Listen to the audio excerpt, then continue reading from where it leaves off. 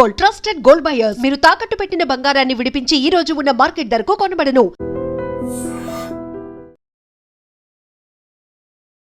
Christian army officer తను గురుద్వారా కానీ temple కానీ వెళ్లి ప్రార్థనలో పాల్గొనడానికి ఇంట్రెస్ట్ చూపించలేదు. ఈ నేపథ్యంలో మిలిటరీ అతన్ని అధికారాల నుంచి తొలగించింది. ఆ అధికారి ముందు హైకోర్టుకి ఆ తర్వాత సుప్రీంకోర్టుని అప్రోచ్ అయ్యారు. తొలగించడం సక్రమమే, సబబే అంటూ సుప్రీంకోర్టు తీర్పు ఇచ్చింది. సెక్యులర్ అంటే మనం అన్ని మతాలని సమానంగా భావించడం అనేది అనుకుంటూ ఉంటాం. ఆ పర్సన్, ఆ ఆర్మీ ఆఫీసర్ కూడా తన మతాన్ని గౌరవించుకునేటువంటి ఒక స్వేచ్ఛ ఉంటుంది. ఎందుకని సుప్రీంకోర్టు మాత్రం దాన్ని తప్పు పట్టింది? ఆర్మీ అనేది రిలీజన్ లేదండి. కానీ ఆర్మీకి ఒకసారి వచ్చిన తర్వాత మీరు ఏ రెజిమెంట్లో ఉంటారో, ఏ కంపెనీలు ఉంటారో, ఏ డివిజన్లో ఉంటారో డజంట్ మ్యాటర్. ఈ కేసులో వాళ్ళు సీనియర్స్ పిలిపించారు. ఈజ్ ఓన్లీ లెఫ్టినెంట్ అని పిలిచి చెప్పారు, లెఫ్టినెంట్, సబ్ లెఫ్టినెంట్, ఇట్లా చేయకూడదు. ఆయన వచ్చి ఆ ప్రెమిసెస్లో అయితే ఉంటున్నారు, ఆ గురుద్వారా కావచ్చు, టెంపుల్ దగ్గర అయితే ఉంటున్నాను. మరి బయట గేట్ బయట, కాంపౌండ్ బయట అయితే లేను కదా, నేను ఇక్కడే ఉంటున్నాను. But let them observe that, వాళ్ళకి ఏదైతే ఉన్నాయో వాటిని ఫాలో అవ్వండి. నేను మాత్రం నాకున్నటువంటి మతమో లేకుంటే నాకున్నటువంటి ఫీలింగ్సో నేను వాటిని గౌరవిస్తున్నాను అనేదే కదా అక్కడ ఆయన చెప్తుంది. అక్కడ simple, when you're in the army leave it outside your house. కానీ మీ రెజిమెంట్ ఒక ప్రేయర్ సెషన్ పెట్టినప్పుడు వాళ్ళకి రెగ్యులర్గా ప్రేయర్ సెషన్స్ ఉంటుంది, రిలీజియస్ పరేడ్స్ ఉంటుంది వాళ్ళకి. నేను దాంట్లో కూడా పార్టిసిపేట్ చేయను. So defying the army rules అన్నమాట.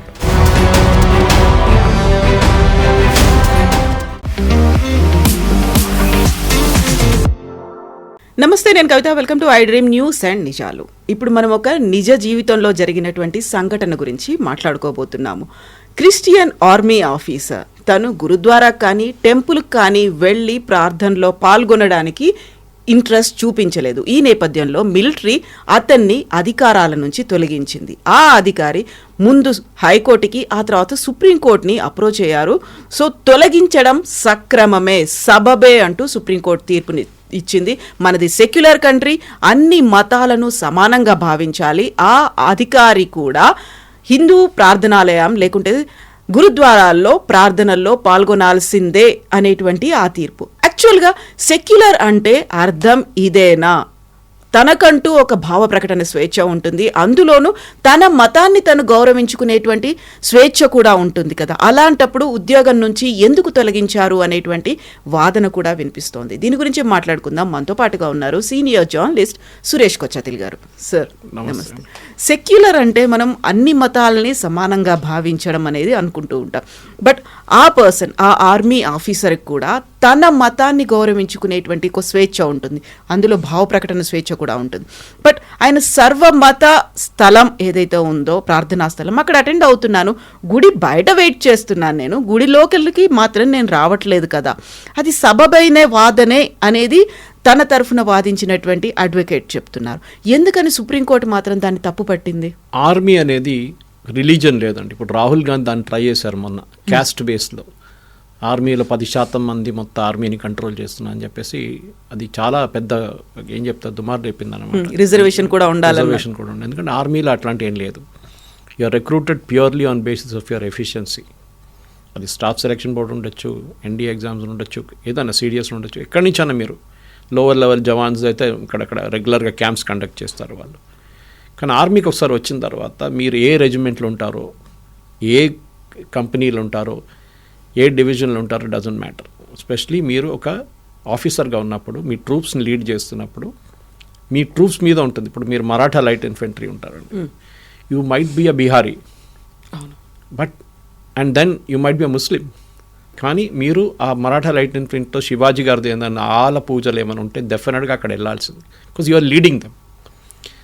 సెక్యులరిజం మన కాన్సెప్టే మనం అర్థం చేసుకుంటలేరు. మన దేశంలో ఇది చాలా లూజ్గా వాడుకుంటారు, ఎస్పెషలీ పొలిటికల్ పార్టీస్. వీళ్ళు సెక్యులర్, వీళ్ళు నాన్ సెక్యులర్ అని చెప్పేసి. సెక్యులరిజం అనేది పదం ఎక్కడి నుంచి వచ్చిందంటే మన దగ్గర కాదు. మన దగ్గర ఎక్కడ సెక్యులరిజం లేకుండా ఇందిరాగాంధీ గారు 71లో కాన్స్టిట్యూషన్లో ఇల్లీగల్గా పెట్టిన 2 వాక్యాలు, ఒకటి సోషలిస్ట్, ఒకటి సెక్యులర్.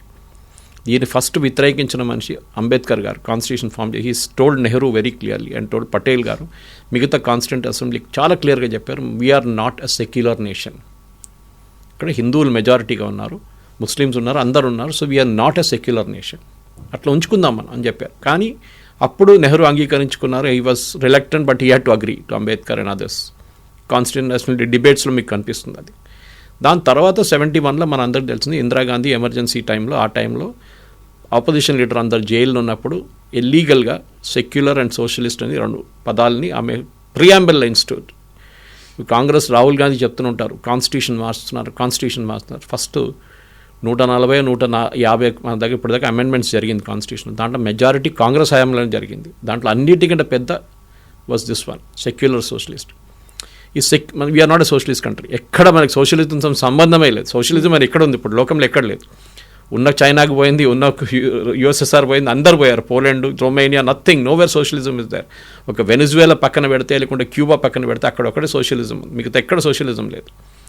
సరే, సోషలిజం పక్కన పెడతాం. సెక్యులరిజం అని మీరు ఒక పదాన్ని చెప్పారు చూడండి. సెక్యులరిజం అనేది మొదలైంది యూకేలో, యునైటెడ్ కింగ్డమ్లో హౌస్ ఆఫ్ లార్డ్స్ అని ఉంది. వాళ్ళ దగ్గర house of Commons, house of lord. అంటే మన Lok Sabha, Rajya Sabha, we also follow the same British system. ఈ హౌస్ ఆఫ్ లార్డ్స్లో బిషప్స్ని నామినేట్ చేస్తారు. మన దగ్గర కొంతమంది ఫిలిం ఫీల్డ్ నుంచి, కొంతమంది మ్యూజిక్ ఫీల్డ్ నుంచి, కొంతమంది ఆర్ట్స్ ఫీల్డ్ నుంచి వాళ్ళని నామినేట్ చేస్తారు. సోషల్ సర్వీస్ అప్పుడు విజేంద్ర ప్రసాద్ గారు మూవీ ఫీల్డ్ నుంచి ఆయన నామినేట్ చేస్తారు. దానికన్నా ముందు సురేష్ గోపి ఉండే. అట్లానే చాలామంది డాన్సర్స్ వీళ్ళందరూ నామినేట్ చేస్తారు. ఈ నామినేట్ చేసిన వాళ్ళు మన దగ్గర రిలీజియన్ చూడకుండా నామినేట్ చేస్తారు. కానీ బ్రిటన్లో బిషప్స్ని నామినేట్ చేస్తారు. వాళ్ళు ప్రొటెస్టెంట్ బిషప్స్ని నామినేట్ చేసి వాళ్ళు వచ్చి హౌస్ ఆఫ్ లార్డ్స్ కూర్చుంటారు. వాళ్ళు అక్కడ వచ్చి ఎస్పెషలీ లేట్ 19th centuryలో వాళ్ళు చాలా ప్రాబ్లమ్స్ క్రియేట్ చేయడం మొదలుపెట్టారు గవర్నమెంట్కి. ఏ బిల్ తీసుకొచ్చినా దాన్ని వ్యతిరేకించడం, దాని మీద డిబేట్లు చేయడం, లేనిపోయిన దాని మీద వెళ్ళి ఒక్కొక్క కామెంట్ కొట్టడం మొదలు పెడితే లాస్ట్ అక్కడ ఉన్న గవర్నమెంట్కి చిరాకు వచ్చేసి వాళ్ళు లాస్ట్ అన్నారు, don't get into this. Government నడిపేది మా పని, మిమ్మల్ని నామినేట్ చేసాం, మీరు అక్కడ కూర్చోండి, చెప్పాల్సింది చెప్పేసేయండి. దాని తర్వాత చాలా మటుకు డిబేట్స్ జరిగిన తర్వాత యూకే గవర్నమెంట్ ఒక చట్టం తీసుకొచ్చారు, బ్రిటిష్ గవర్నమెంట్. ఏంటంటే చర్చ్కి స్టేట్కి సంబంధం లేదు, మీ పని మీరు చేసుకోండి, చర్చ్ మా పని మేము చూసుకుంటాం, పొలిటిక్స్ మీరు రెండిట్లో కలవకూడదు ఎక్కడ అని చెప్పి. So they came to an agreement like that. వాళ్ళ పని వాళ్ళు చూసుకుంటే వీళ్ళ పని వాళ్ళు చూసుకుంటారు. That is secularism. దట్ చర్చ్కి స్టేట్కి కనెక్షన్ లేదు. మన దగ్గర ఎండోమెంట్స్ డిపార్ట్మెంట్ అని సెటప్ చేసి ఉంటారు ఇక్కడ గుళ్ళంతా. It's illegal. ఎందుకంటే మనకి వీఆర్ సెక్యులర్ స్టేట్ ఉన్నప్పుడు మీరు ఎండోమెంట్స్ డిపార్ట్మెంట్ ఎట్లా పెడతారో ఓన్లీ ఫర్ హిందూస్. ముస్లిమ్స్కి వకఫ్ బోర్డ్ అంట, కానీ వకఫ్ బోర్డు మీద గవర్నమెంట్కి ఎంత కంట్రోల్ ఉందండి? క్రిస్టియన్ ఇన్స్టిట్యూషన్స్ మీద ఏమైనా కంట్రోల్ ఉందా గవర్నమెంట్కి? ఏదైనా బాడీ ఉందా? ఏం లేదు. కానీ వాళ్ళకు కూడా ఫండ్స్ ఇస్తారు గవర్నమెంట్. ఇక్కడ ఎండోమెంట్స్ నుంచి ఉన్న టెంపుల్ నుంచి ఉన్న ఫండ్స్ గుంజుకుంటారు, హుండీల నుంచి, మిగతా ప్లేస్ నుంచి. సో ఎండోమెంట్స్ అనే కాన్సెప్ట్ ఇట్ సెల్ఫ్ ఇస్ తప్పు. ఎందుకంటే state should not get in to religion. వాళ్ళ పని కాదు అది. ట్రస్టో బోర్డో ఎవరో నడిపించుకుంటారు అది. కానీ దాంట్లో కూడా అవకతవకలు జరిగినాయి, కొన్ని కరప్షన్ అని చెప్పేసి వచ్చి టేక్ ఓవర్ చేస్తారు. కానీ పర్పెచ్యుటీగా పెట్టుకోకూడదు till the end of it. Anyway, coming back to this debate. ఈ కేసులో క్రిస్టియన్ ఒక ఆయన తమిళనాడు నుంచి, హీ వాజ్ అన్ ఆఫీసర్. ఆయన ఒక కమాండ్ చేస్తున్న Sikh brigade, Sikh light infantry. వాళ్ళ గురుద్వారా ఉంది. వాళ్ళకి ఎట్లా అంటే మన దగ్గర సండే ఒక గురుద్వారాకి వెళ్ళడం చాలా నార్మల్. మొన్న కూడా నేను ఈఎంఈ గురుద్వారాకి వెళ్ళాను. ఆ రోజు ది వాజ్ ఐ థింక్ గురు తెగ్ బహదూర్ అనుకుంటా, ఆయన గురు గోవింద్ సింగ్తో ఆ రోజు ఇది ఉండే యానివర్సరీ ఉండే. సో ఆ రోజు వెళ్ళాను. అక్కడ మీరు చూస్తే తెలిసిపోతుంది, చాలామంది నాన్ సిక్ చాలామంది వస్తున్నారు. హిందువులు అయితే వస్తారు, కానీ ఈవెన్ అదర్స్ వర్ కమింగ్. చాలా క్లియర్గా తెలిసిపోతుంది మనకి. ఎందుకంటే వాళ్ళు కమాండింగ్ ఆఫీసర్స్ లేకుంటే వాళ్ళు సీనియర్ ఆఫీసర్స్ ఉంటారు, వాళ్ళు వస్తారు, డెఫినెట్గా వస్తారు, వచ్చి మాథా టేక్ చేసి వెళ్ళిపోతారు వాళ్ళు. కానీ నేను చెయ్యను అని చెప్పి ఈయన బయట నిలబడుతున్నానంట. వీళ్ళ దాంట్లో దీక్షాంత్ పరేడ్ అని ఒక పరేడ్ ఉంటుంది ఆర్మీలో. అంటే మీరు పాసింగ్ అవుట్ లాగానే దీక్షాంత్ పరేడ్లో హిందూ ప్రీస్ట్, ముస్లిం మౌల్వీ, క్రిస్టియన్ పాస్టర్, ఇంకా సిక్ గురుద్వారా నుంచి ఒక సిక్ జతేదారు ఉంటారు. వీళ్ళు నలుగురు లైన్లో నిలబడి వాళ్ళ పుస్తకాలు చేతులు పట్టుకుంటారు. And every soldier who passes by దాని మీద సెల్యూట్ చేసి వీల్ టేక్ అ శపత్. ఇది నార్మల్ థింగ్. సో ఆర్మీలో ఈ 4 రిలీజన్స్ ఆర్ రిప్రజెంటెడ్. కొన్ని చోట్లలో సర్వధర్మస్థల్ అని సెటప్ చేశారు. అంటే అక్కడ ఏంటి, సర్వధర్మస్థల్లో ఒక మాస్క్ ఉంటుంది, ఒక చర్చ్ ఉంటుంది, ఒక టెంపుల్ ఉంటుంది, ఒక గురుద్వారా చిన్నగా కట్టుకుంటాం. మన దగ్గర ఈఎంఈలో ఉంది, ఏఓసీలో కూడా ఉంది, ఇక్కడ సికింద్రాబాద్ మేము వెళ్తుంటాం అక్కడ కూడా. కానీ దట్ డజంట్ మీన్ దట్ మీ గురుద్వారా ఒకటే ఉన్న స్థలంలో మీరు వెళ్ళారని చెప్పి ఎక్కడ రాసి పెట్టలేదు. So this guy was disagreeing with that. వీళ్ళేం చేశారంటే ఆర్మీ పాస్టర్ని పిలిపించారు. వాళ్ళ దగ్గర ఒఫీషియల్గా పాస్టర్లు ఉంటారు. నేను చెప్పాను కదా, దీక్షాంత్ పరేడ్లో అంతా పార్టిసిపేట్ చేస్తారు, ప్రేయర్స్ చెప్పడానికి వాళ్ళు వస్తారు. షిప్ లాంచ్ చేసినప్పుడు వీళ్ళందరూ వచ్చారు, 4 వచ్చి నేవీ షిప్ అంతా లాంచ్ చేస్తారు, they will be there for the prayers అని పిలిచి అడిగారు, మీ రిలీజన్లో ఎక్కడైనా ఇట్లా చెప్తున్నారా అంటే ఆయన చెప్పారు, nothing like that, you can always participate in anything. ఇప్పుడు మనం కూడా ఒక మస్జిద్కి వెళ్తాం, అప్పుడప్పుడు వెళ్తుంటాం, లేకుంటే గురుద్వారా అయితే చాలా కామన్. ఈవెన్ క్రిస్టియన్ మనం పెళ్లికి వెళ్తున్నప్పుడు, మిగతా కానీ సెరమోనియల్ సర్వీస్కి వెళ్తున్నప్పుడు, మెమోరియల్ సర్వీస్, చర్చ్ కూడా వెళ్తాం మనం. దిస్ నో, ఎవరిని ఆపరు. సరే ముస్లిం మస్జిద్లో మహిళల్ని కొంచెం స్పేస్లో వాళ్ళని రానియరు, అది that is the part of their ruling. Just like ఇప్పుడు అంటారు శబరిమలలో ఉందంటే, Sabarimala is a different thing, దీన్ని కలపక్కర్లేదు. ఎనీవే ఈ కేసులో అడిగి ఫస్ట్ వాళ్ళు సీనియర్స్ పిలిపించారు, ఈజ్ ఓన్లీ లెఫ్టినెంట్ అని పిలిచి చెప్పారు, లెఫ్టినెంట్ సబ్ లెఫ్టినెంట్ ఇట్లా చేయకూడదు, you are not suppose to do this is army rule. ఎప్పటి నుంచో సంవత్సరాల నుంచి మన దగ్గర ఉన్నాయి. జేకబ్ అని చెప్పి we had general also, major general, lieutenant general, మన దగ్గర ముస్లిం జనరల్స్ ఉన్నారు చాలామంది మన దగ్గర. ఇట్లాంటి అన్ని ప్లేసెస్లో ఉన్నప్పుడు మీరు ఎందుకు ఇట్లా చేస్తున్నారు? And I will always go back to Sam Manekshaw, technically a Parsi, కానీ he was commanding a Gorkha brigade, Gorkha rifles. And ఆయనకి వాళ్ళతోని వాళ్ళ కంప్లీట్ కల్చర్ నేర్చుకున్నాడు ఆయన. He was with them, he to speak Nepali చాలా మటుకు ఫ్లూయెంట్గా. అట్లాంటి మనిషి కూడా మీరు ప్రాబ్లం లేకుండా ఆయన మొత్తం నడిపించినప్పుడు వీళ్ళకేంటి ప్రాబ్లం? ఇది ఆర్మీలో రిలీజన్ తీసుకురాకండి. ఇది రాహుల్ గాంధీ స్ట్రాటజీ. ఇది రిలీజన్ తీసుకొచ్చి ఆర్మీని కూడా డివైడ్ చేయడం అనేది, క్యాస్ట్ బేసిస్ కానీ ఏదని. ఇప్పుడు చాలామంది అంటారు క్యాస్ట్ ఆర్మీలో లేదా అంటారు, ఉంది. For example Rajputana rifles, Bihar regiment, Madras regiment, Mahar regiment, వాళ్ళ వార్ క్రైస్ కూడా ఉంటుంది. భారత్ మాతాకి జై ఒకరు, జై గోర్ఖాలి అని చెప్పి గోర్ఖా రైఫిల్స్ది. అట్లాంటి చాలా ఉన్నాయి. ఛత్రపతి శివాజీ మహారాజ్కి జై మరాఠా, దుర్గామాత, అన్ని డిఫరెంట్ వార్ క్రైస్ ఉంటుంది. దానికి ఒక బ్యాటిల్కి వెళ్తున్నప్పుడు సిక్ లైట్ ఇన్ఫంట్రీది, సశ్రీయాకాల్ వాళ్ళది ఉంటుంది, జై బోలో, అక్కడ they all have war క్రైస్, different war క్రైస్. ఇట్లాంటి పరిస్థితులు, ఇట్లాంటి ప్లేస్లో ఒక క్రిస్టియన్ ఆఫీసర్ వచ్చి నేను గురుద్వారా లోపల వెళ్ళానంటే వాట్ ఈస్ ఇట్ అండి? జో బోలే సోనిహాల్, సశ్రీయాకాల్, వాళ్ళది ఒక క్రై ఉంది వాళ్ళది. నేను వెళ్ళను, నేను అక్కడ బయట నిలబడతాను, నేను లోపల వెళ్ళను, గర్భగృహ లోపల వెళ్ళను, నేను ఇక్కడే ఉంటానంటే వాళ్ళ గురుగ్రంథ్ సాహిబ్ అక్కడే ఉంది కదా, that's kept there right there itself. మీరు ఎందుకు అంగీకరించట్లేదని చెప్పి చాలా మటుకు వాళ్ళు పిలిపి మాట్లాడారు కూడా డిఫరెంట్ లెవెల్స్లో. ఈయన ఎక్కడనే నేను అంగీకరించట్లేదు, నేను చేయను. సో ఆర్మీకి ఒక డిసిప్లిన్ ఉంటుంది, ఆ డిసిప్లిన్లో ఆయన ఫాలో కాకపోతే కోర్ట్ మార్షల్ చేస్తారు. And court martial is a very serious process. Basically అక్కడ ఒక జడ్జ్ ఉంటారు, జడ్జ్ అడ్జుటెంట్ ఉంటారు వాళ్ళ వైపు నుంచే, దెన్ డిఫెన్స్ లాయర్ కూడా ఈయన పెట్టుకోవచ్చు, ఇంకొకటి ఆర్మీ ఆఫీసర్ ఉంటారు అందరు, అండ్ దెన్ ద ప్రాసిక్యూటర్. వాళ్ళు ఆర్గ్యూ చేస్తారు కేసు ఇట్లా జరిగింది and finally the court martial will be given. ఇది ఇచ్చిన తర్వాత ఆయన ఆర్మీ నుంచి తొలగించడానికి డిసైడ్ చేస్తారు. I don't know whether was it with pension or without pension. ఇట్లాంటి కేసులు వితౌట్ పెన్షన్ పంపించేస్తారు.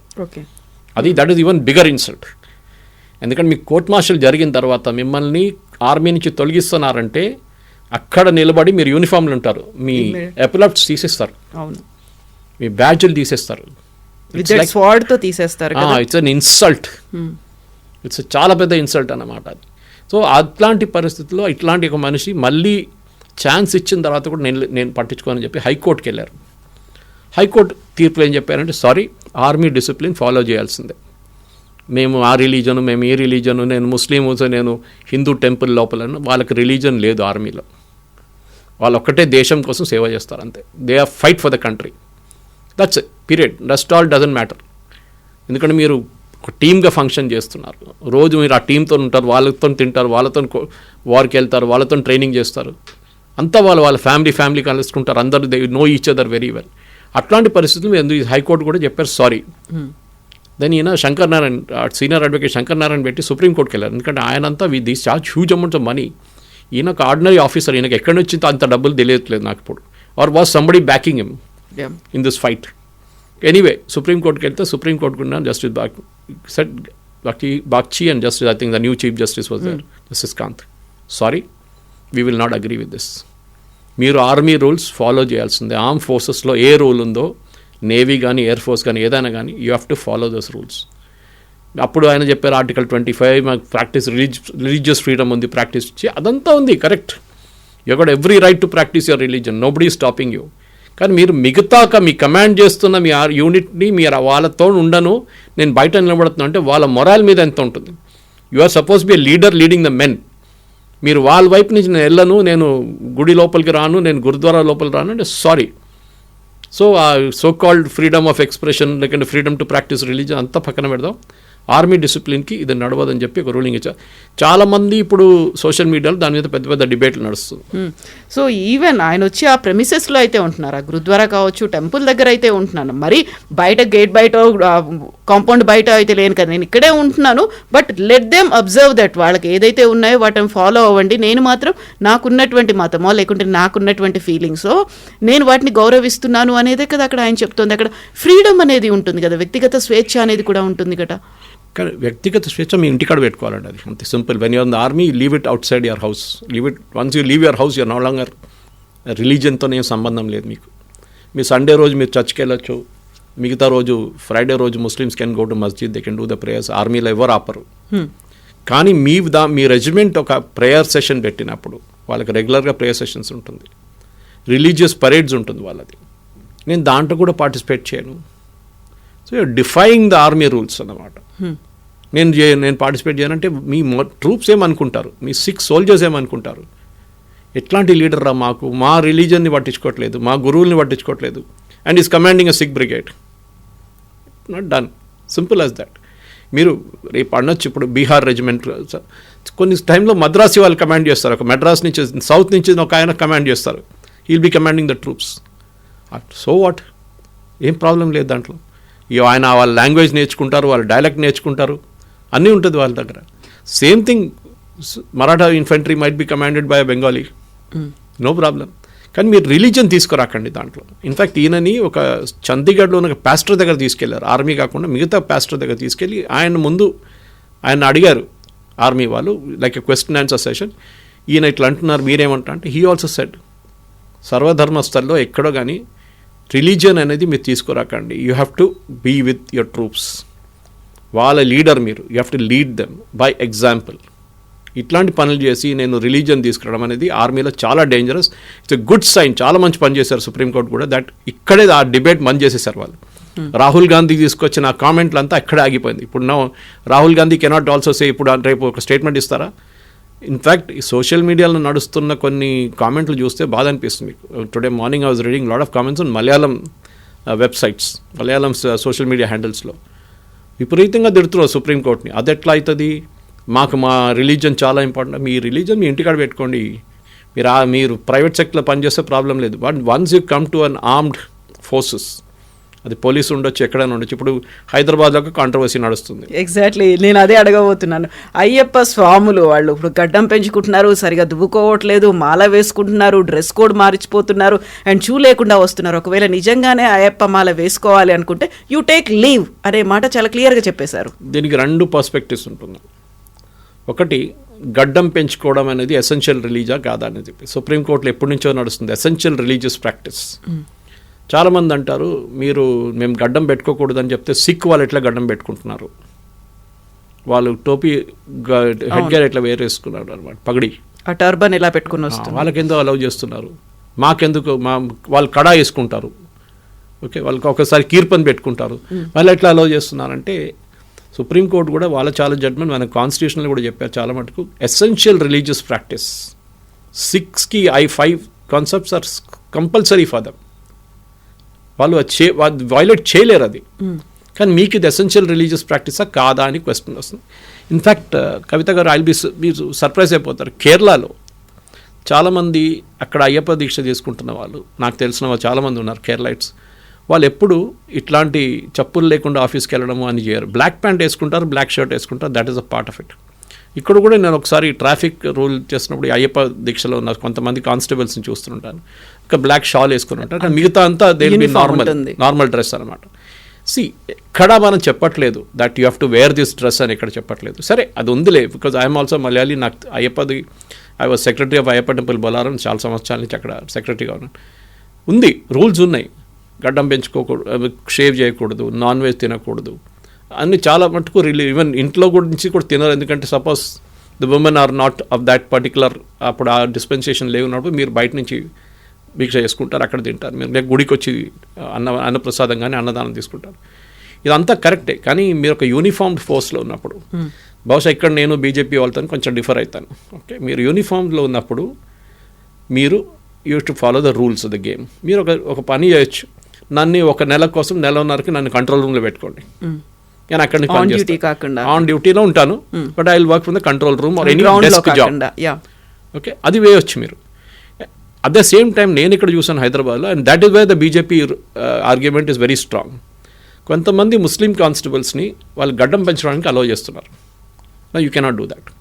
మీరు ఏదో ఒక రూల్ మీద స్టిక్ ఆన్ చేయండి. ఓకే, ఓవర్లీ చెప్పు లేకుండా రావడం, ఎస్ దట్ ఇస్ ఒక యూనిఫామ్ ఫోర్స్కి అది కాకపోవచ్చు. ఇప్పుడు పిల్లలు కూడా మీరు చూస్తుంటారు కొన్ని స్కూల్స్లో పిల్లల్ని అలౌ చేయాలని చెప్పారు. యూనిఫామ్, ఇప్పుడు హిజాబ్ ఇష్యూ వచ్చినప్పుడు అదే వచ్చింది. ఎసెన్షియల్ రిలీజియస్ ప్రాక్టీస్ కాదని సుప్రీంకోర్టు కూడా చెప్పారు హిజాబ్ ఇష్యూ. స్ప్లిట్ జడ్జ్మెంట్ వచ్చింది, దాని తర్వాత అక్కడే ఆగిపోయింది అది. కానీ కర్ణాటక హైకోర్టు జడ్జ్మెంట్ ఇప్పుడు కూడా ఇట్ స్టిల్ స్టాండ్స్.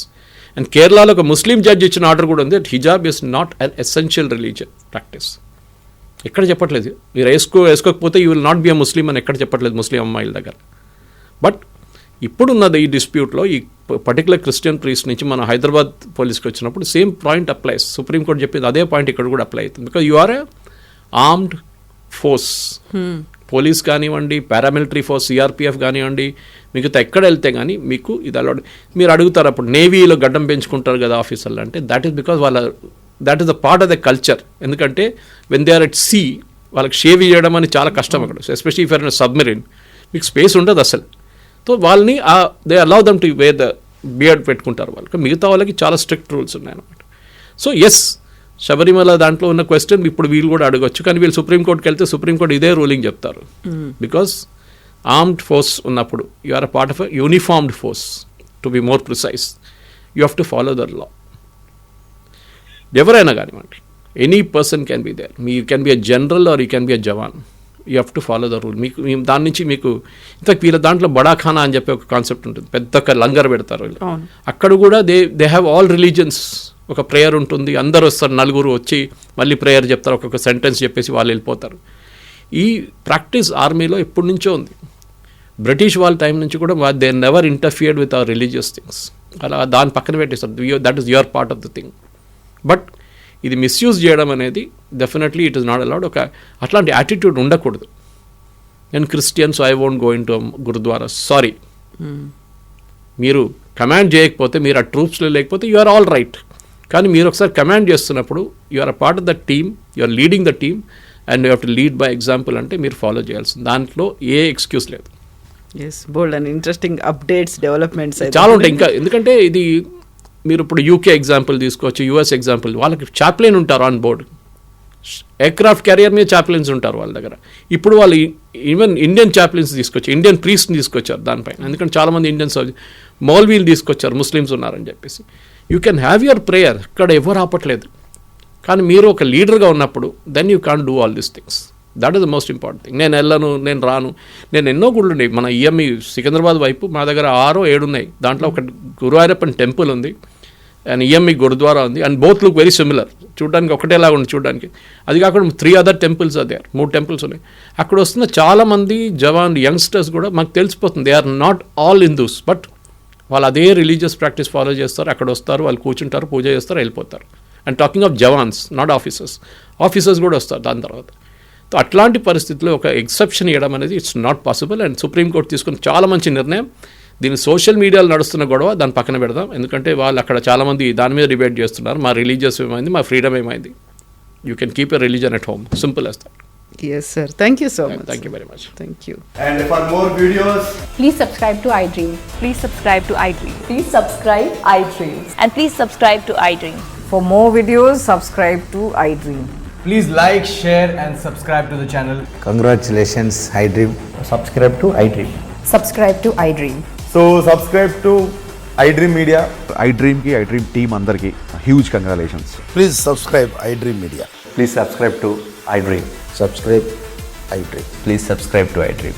iDream అంటే నా కళల ఛానల్ను సబ్స్క్రైబ్ చేసుకున్న నోరు తిరుగుతలేదు, మీరైతే గంట గుర్తు కొట్టండి. For more such videos, please subscribe to iDream.